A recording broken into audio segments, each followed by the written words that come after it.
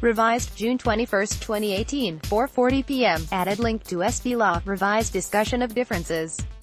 June 21, 2018, the Supreme Court of the United States today decided Wayfair, Inc.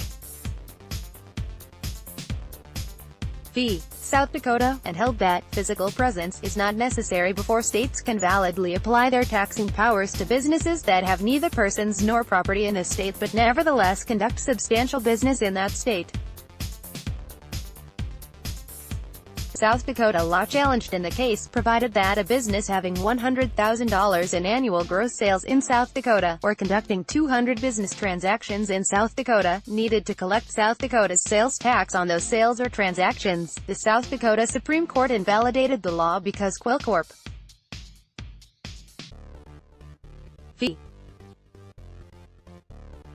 North Dakota, a 1992 case, had held that physical presence was necessary. The court in Wayfair overruled Quill as well as an earlier physical presence case, National Bellas Hess v. Department of Revenue of Illinois. Nevertheless, the court stopped short of giving its full blessing to the South Dakota law, stating that the taxpayers had made other challenges to the law and those need to be addressed by the state courts first. The court noted that the law had three features designed to prevent discrimination against or undue burdens upon interstate commerce. It had a safe harbor for those transacting limited business in the state, it was not retroactive, and the state was a member of the Streamlined Sales and Use Tax Agreement, which has been adopted by more than 20 states to standardize taxes to reduce administrative and compliance costs. In Hawaii, Governor Ige recently signed into law Act 41, SB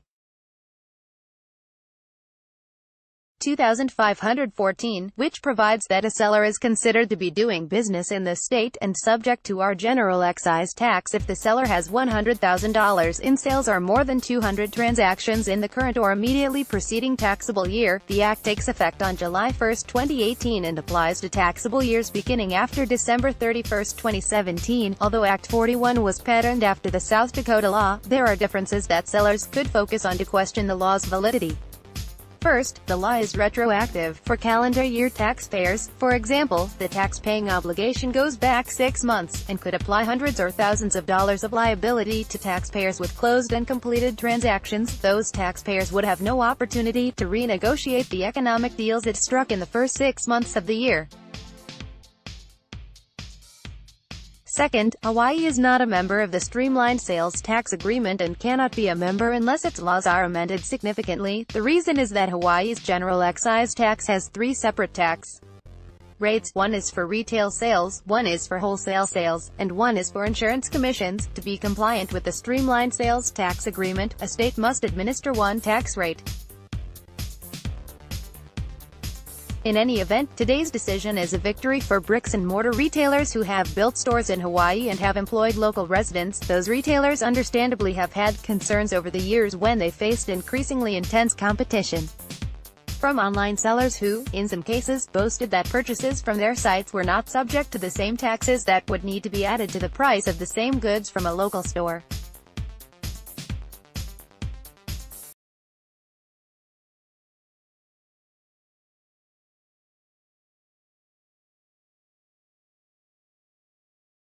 About the Tax Foundation of Hawaii. The Tax Foundation of Hawaii, a private non-profit, non-partisan, educational organization has, for the past 60 years, encouraged efficiency and economy in government and has promoted an equitable tax system that encourages and maintains economic growth and stability in Hawaii.